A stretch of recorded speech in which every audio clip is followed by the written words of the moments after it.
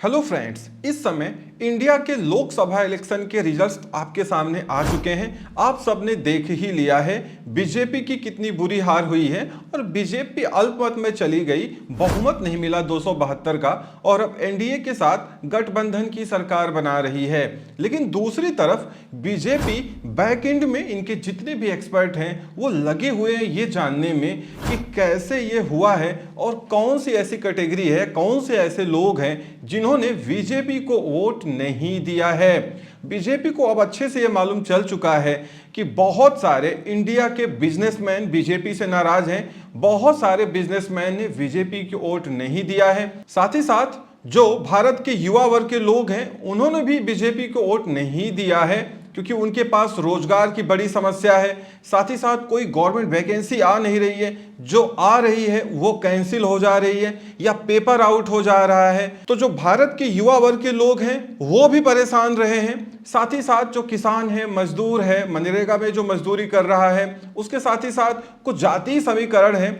जिसकी वजह से बीजेपी की ये हालत हुई है। हमारे उत्तर प्रदेश में बीजेपी की बहुत बुरी हाल हुई है। मतलब यूपी में बीजेपी का ये हाल हो गया कि मोदी जी को अब जय श्री राम ना बोल करके जय जगन्नाथ बोलना पड़ रहा है, क्योंकि उधर उड़ीसा में बहुत अच्छी सीट्स बीजेपी लेके आई, बट यूपी में बहुत बुरा हाल हो गया है। कहीं ना कहीं ये जितनी स्टेट गवर्नमेंट्स हैं जहां पे बीजेपी बुरी तरीके से हारी है, वहां के जो सीएम हैं वो भी एनालिसिस कर रहे हैं कि ऐसा क्यों हुआ। यूपी में योगी आदित्यनाथ जी लगे हुए हैं, उन्होंने सारे ऑफिसर्स को आदेश दिया है कि जल्द से जल्द जितने गवर्नमेंट वैकेंसी जो खाली हैं उनको भरा जाए, लोगों को रोजगार दिया जाए, इतनी भीषण गर्मी में पावर कट कम से कम किया जाए, प्रॉपर इलेक्ट्रिसिटी दिया जाए। बहुत सारी चीजें निकल के आ रही हैं और सबको ये मालूम है कि बीजेपी का जो ये हाल है इसके पीछे कुछ समीकरण हैं और उसमें भारत के युवा वर्ग के लोग, बहुत सारे बिजनेसमैन और कुछ जातीय समीकरण हैं जिसकी वजह से बीजेपी की हालत बहुत खराब हो चुकी है।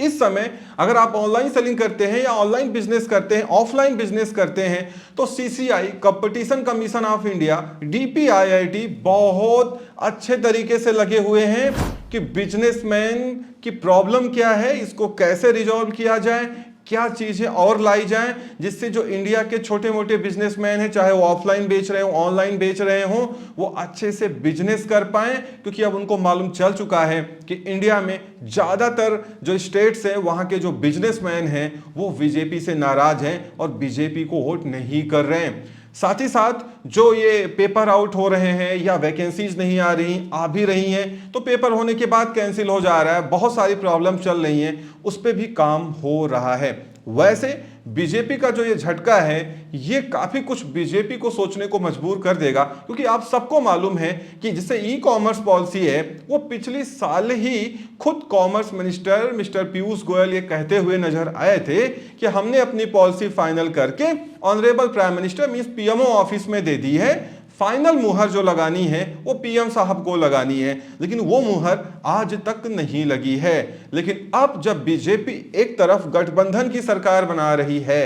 तो अब यहां देखना यह है कि क्या हमारी जो ई कॉमर्स पॉलिसी है वो लागू होती है या नहीं लागू होती है, या जो हमारे e commerce rules and regulations हैं इंडिया में जिस पे डीपीआईआईटी की नज़र है, सीसीआई की नज़र है, जो ई कॉमर्स मार्केट प्लेसेस को इंस्ट्रक्शन दे रहे हैं कि कोई भी अब इन्वेंट्री लेबल सेलिंग नहीं करेगा अगर वो एक ई कॉमर्स मार्केट प्लेस है, मीन्स अमेजोन, फ्लिपकार्ट, मीशो खुद कुछ भी नहीं बेच पाएंगे, वहां पे थर्ड पार्टी सप्लायर्स जाएंगे, वो वहां पे बेचेंगे और ये मार्केट प्लेसेस उनसे सिर्फ कमीशन लेंगे। लेकिन अभी यहाँ बहुत सारी ऐसी चीजें हैं जिसमें गवर्नमेंट को काम करना बाकी है, क्योंकि ये मार्केट प्लेसेस इसका जुगाड़ निकाल करके जो भी इनकी इन्वेंट्रीज थी या जो भी इनके ब्रांड थे उसको किसी अपने जानने वाले को हैंड ओवर कर दिया और कहने को अब ये खुद तो कुछ नहीं बेच रहे हैं लेकिन बेच यही सब कुछ रहे हैं। तो ये जो रूल्स रेगुलेशन का जो तिकड़म है इसको निकालना, यहाँ पे गवर्नमेंट को ई कॉमर्स रेगुलेटरी भी अपॉइंट करना चाहिए, एक रेगुलेटर बनाना चाहिए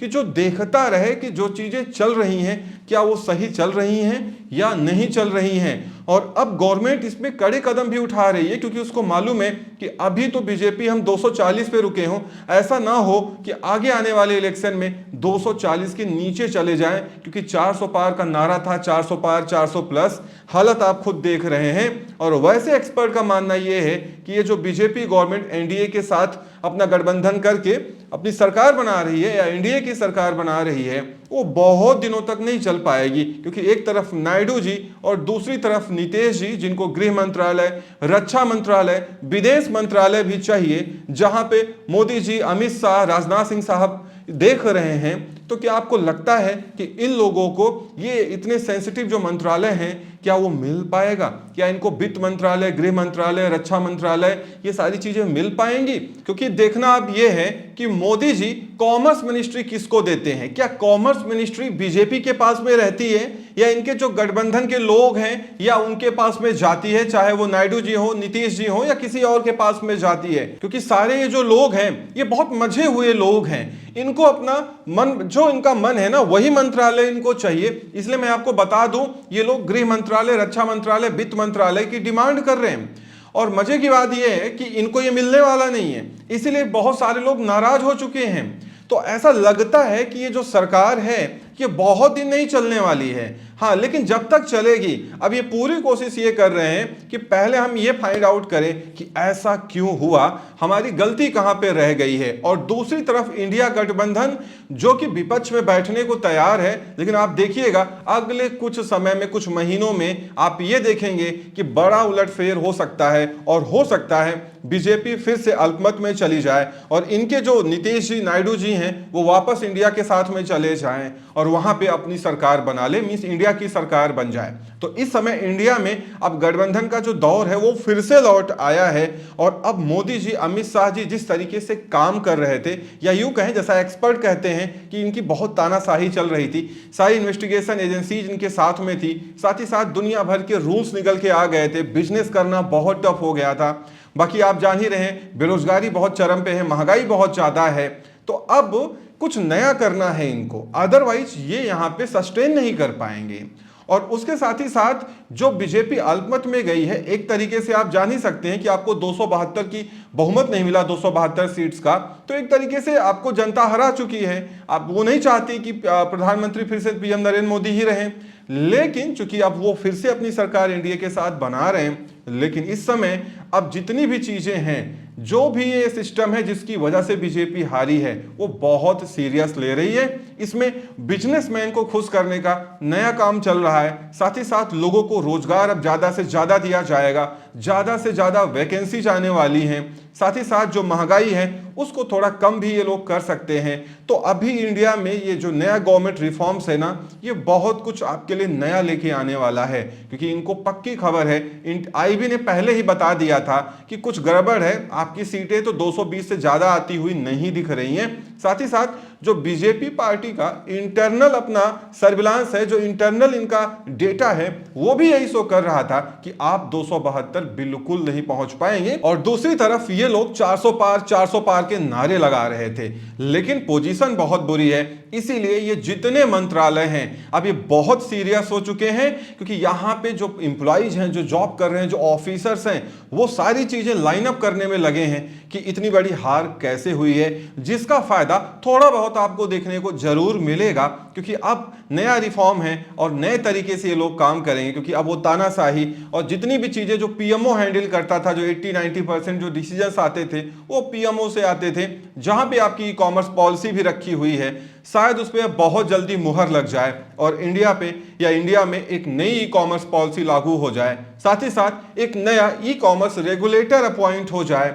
जो ये सारे ई कॉमर्स मार्केट प्लेसेस जो चल रहे हैं इंडिया में, या जितनी कंपनी चल रही हैं, उन पे नजर बना के रखे, जैसा व्यापार संगठन CAIT ने पहले ही डिमांड करके रखा हुआ है। तो आई होप अब कुछ नया होने जा रहा है, क्योंकि अब ये समझ में आ गया है बीजेपी को कि अगर अब नहीं किया तो आगे फिर गठबंधन के साथ भी हम सरकार बनाना मुश्किल हो जाएगा। इस वीडियो में इतना ही, उम्मीद करता हूं वीडियो पसंद आई होगी। Thank you so much for watching.